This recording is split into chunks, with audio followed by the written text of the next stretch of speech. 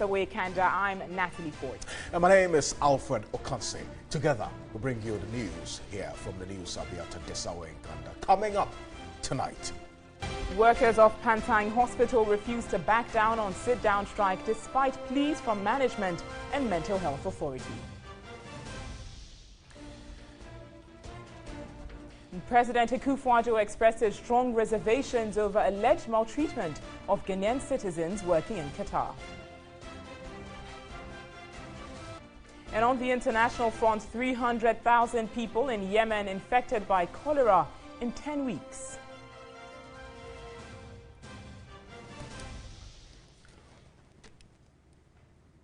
We've got the details of these stories as well as the very latest from the world of sports and entertainment here on News 360. And we're streaming live on 3news.com as well as TV3 Ghana on Facebook. Let's start off with our first story this evening. The National Disaster Management Organization is yet to reach out to some victims in the communities which have been cut off following a spillover of River Pra. Close to 1,500 residents of Chiaboso in the Adansi South District of the Ashanti region have been displaced. Here's a report by Benjamin Edu. Days of heavy rainfall has left the river overflowing its banks, gushing into homes and destroying property, leaving hundreds displaced. An emergency response operation is underway in New Edubiase to assist victims. The National Disaster Management Organization, NADMO, has so far accounted for nearly 1,500 residents, but is struggling to reach victims in some of the communities that have been cut off. The only basic school in the community has been closed down due to the difficulty by people to cross the river. Vehicles and other items were also submerged, and now farmers are counting their losses. About 90% of the kids normally come from the other side, and because of the flooding, they can't cross the river. So the headmaster, Mr. Light, just told our director of education that is the situation, although she insisted that we should still come to school. Ashanti Regional NADMO Coordinator Kwabena Century described the situation as devastating. It should inform various MMDCs that they should stop issuing building permits to those who are building around the waterways, because these are the problems. Look at the filling station. I think we haven't learned anything from what happened last year, June 3rd. The Adansi South District Chief Executive Francis Kwabena Ankoma pledged the support of the Assembly. My advice to them is for also to exercise patience. We, the Assembly, will take the matter up to discuss at the Assembly level and see how best we can help those who are affected. That's a very bad situation, as you saw there. But I mean, what's worrying is that it's not just in the Ashanti region, it's across other regions in the country. And I'm going to take you through that now. The other areas that have been affected by floods across the country, like you see on the screen here, the central region, over 2,000 residents were affected or have been affected in Trefo Praso. And in the eastern region, there have been over 150 residents displaced in Ahiantroga, Kwewu, Afram Plains. This shows loss of property in these areas. In addition to that, as you saw in the report earlier, the Ashanti region, over 1,500 residents have been affected in Chiaboso Adansi South District, and the western region, where over 800 residents in Anlo Beach Town, Bosom Do, in the Shama District have been affected. And it's very worrying, talking earlier in the story that you saw there about building permits being issued and care being taken with regards to that. These residents have obviously lost property and lots of money, and it affects their economic implications as well. And that's what's particularly worrying about it. Alfred, you didn't take this discussion further. Indeed, and Natalie, you're so right about the impact it's having on the residents.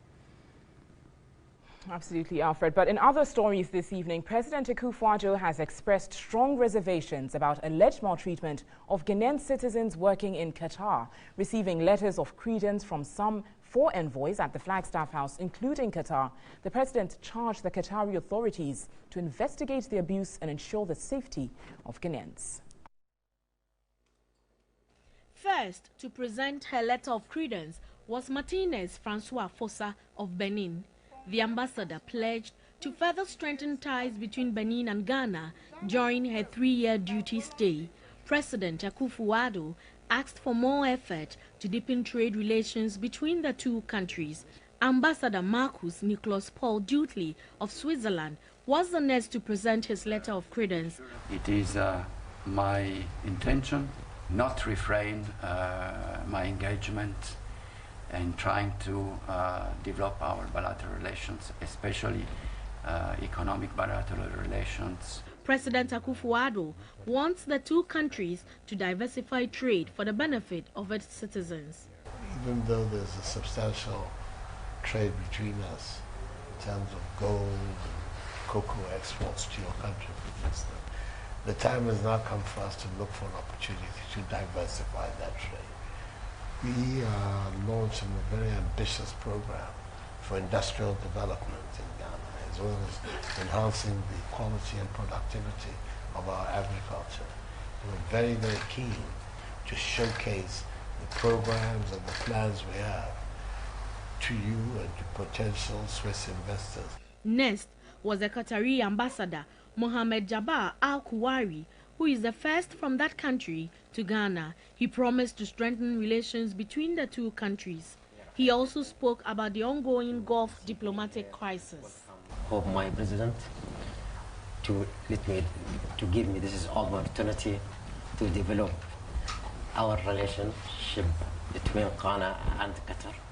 President Akufo-Addo said the African Union is looking forward to an amicable solution to the ongoing fracas. The president was unhappy about reports of maltreatment of Ghanaians working in Qatar. And the concerns that we have about the way Ghanaian nationals who go to work in Qatar are treated has been a constant complaint.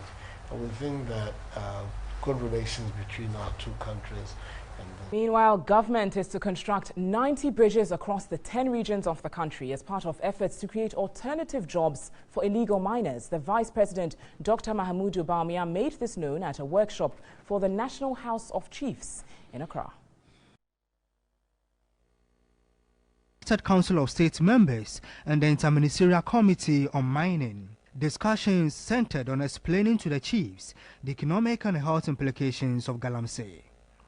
The president of the National House of Chiefs, Togo Apede, lauded government and the media for efforts at stopping the menace of Galamsey. He pleaded with the chiefs to desist from leasing lands to Galamseyers and also called on government to turn its attention to dealing with illegal logging and sand winning. The ill effects of Galamsey go beyond destruction of our lands, forests and rivers, and of course go beyond the immediate loss of life and injury due to cablings. The chairman of the Interministerial Committee on Mining, Professor Frimpong Boateng, expressed worry about the health implications of Galamsey operations on aquatic lives. The rats, the otri, and they have no choice. They see water and that's what they drink.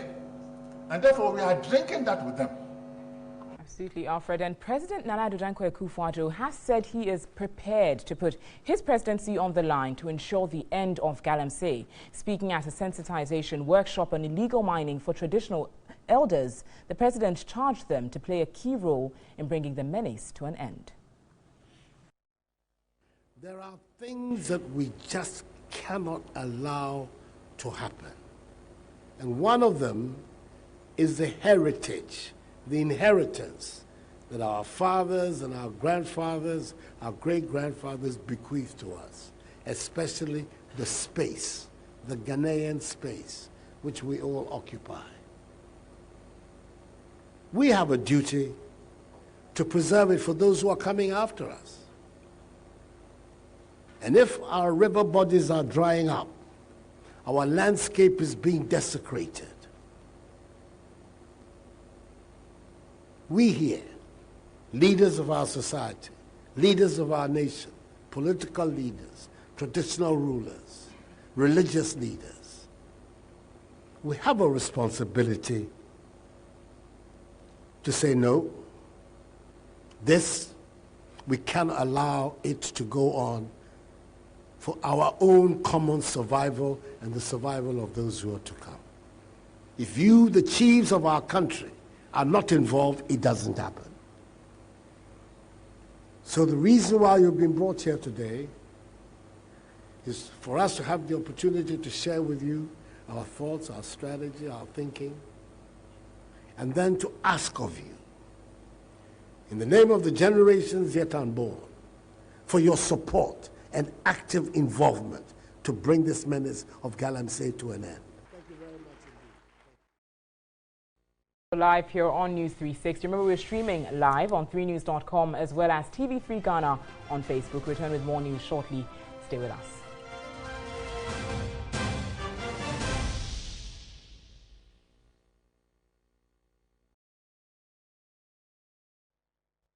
The business segment is brought to you by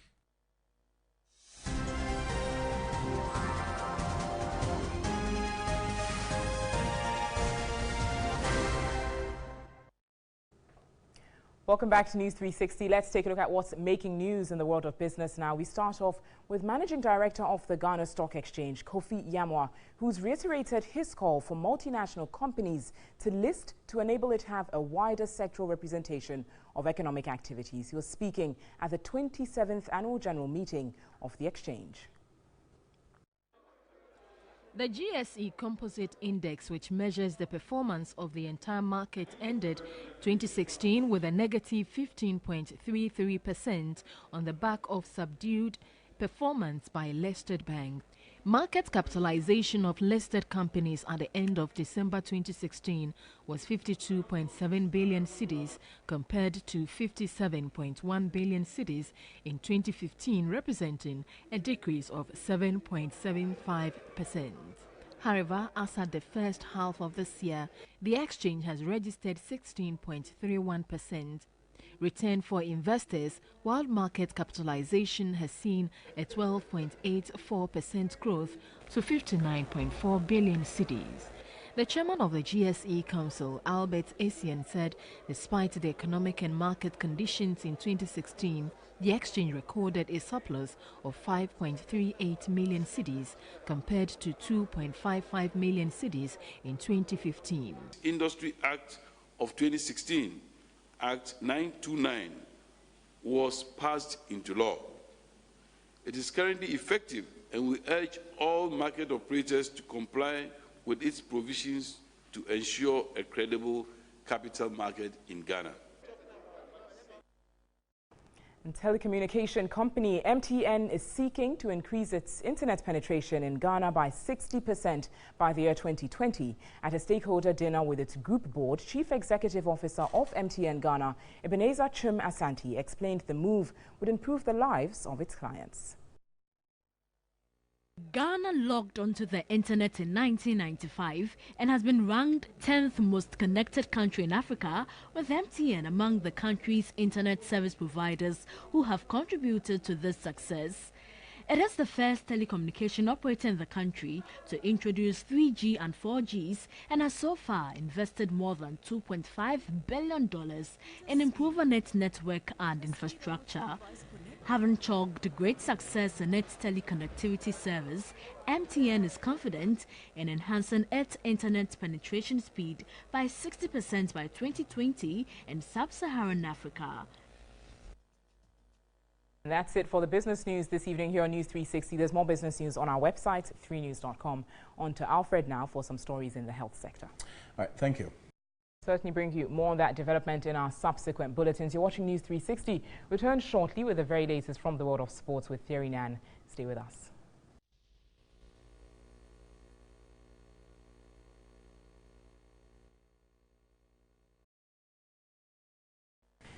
And we have more international news on our website, 3news.com.